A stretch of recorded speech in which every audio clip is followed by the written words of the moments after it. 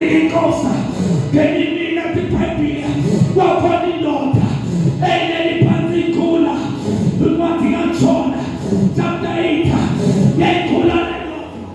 for years befika abantu kawiphini elisaphetha itiphayiphile ukongena ukhala waliphika ufika sesula sabakhopha manje ubukhala ubesoyaphiliswa oleza kufike tunasesula wawungena khala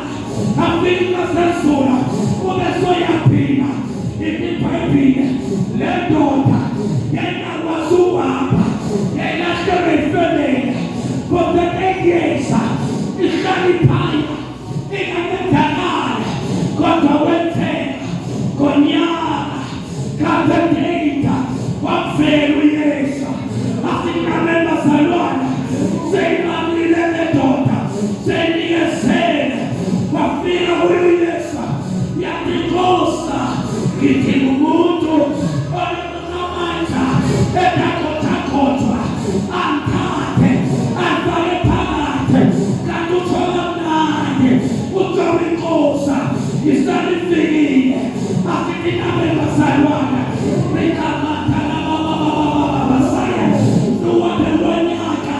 uyasikosa ubiphezu kwempilo yakho sethile kakhulu namhlanje ngoba fika inkosi. Iproblem yokuthi xa ifikile inkosi funeka uyibone wena ingabonanga umuntu, ngoba xa ibona nabanye abantu ungayiboni wena ayizuyenza lento fomethi iyayenza empilweni yakho. Sebabona bonke abantu babebona kuba inkosi ithe ifike nomsamariya umsamariya nayo eyahlangana noYesu emnathini ithi iBhayibhile wafika uYesu ecela amanzi babesethela lento babesethi nosisi hayi thina namaJuda namaSamariya akukho ubudlelwano babeseqhubela kuYesu athena khophela amanzi ngoba yeke wena lamanzi onika wena ungawasela uzophinda uxale kodwa ngocela amanzi kumina ngoba lamanzi asuka kuba umuntu awafumana ngeke uphinde uxale. iBhayibhile ithanda isifonda nosisa ube isifonda waphela se asingabe bazalwane eligama lodwelise lithola thikisimo mayikhoda nosisa lo ethetha naye anthethi noma mbala anthethi neodana lokudandanela ngemuntu ohlukileyo ake singabe bazalwane yaqala impilo losisa yatshintsha wangena ecelweni iBhayibhile ishumayela wathi thimele lendoda enqaleni izinto ebenisenza ifikile inkosi namhlanje sena ake sidingabe bazalwane ifikile inkosi. Hallelujah. Now ngoba enye uzibambela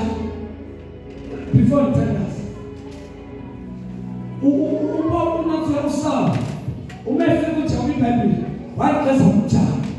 amehlo akakwazi ukubona for 3 days engathi engaselemali amehlo wakhe avale inkosi uKristu Yesu. Now iBhayibhile kufunda chapter 11 and verse 11 and verse 12 umantwana iBhayibhile uSaul wabona umbono into yobana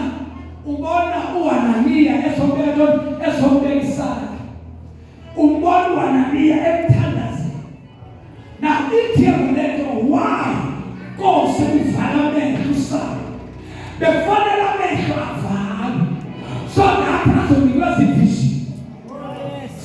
befanele amehlo wakhe avala ukuze azobona umbono. Kukhona abantu ukuthi kuvala amehlo ungasiboni izinto ezenzeka phambi kwakho njengabana bazalwane. Oh my God, sikwele izinto why ngayibonanga lento izinto ngoba nabantu abasonke kayibalulekanga zikwenza izinto kanti lokhu nombono akunikeza wona ukuzanikeza umbono ukuvala amehlo asinamendo salwana ukuvala amehlo ungayibona izinto ey'bona ngabantu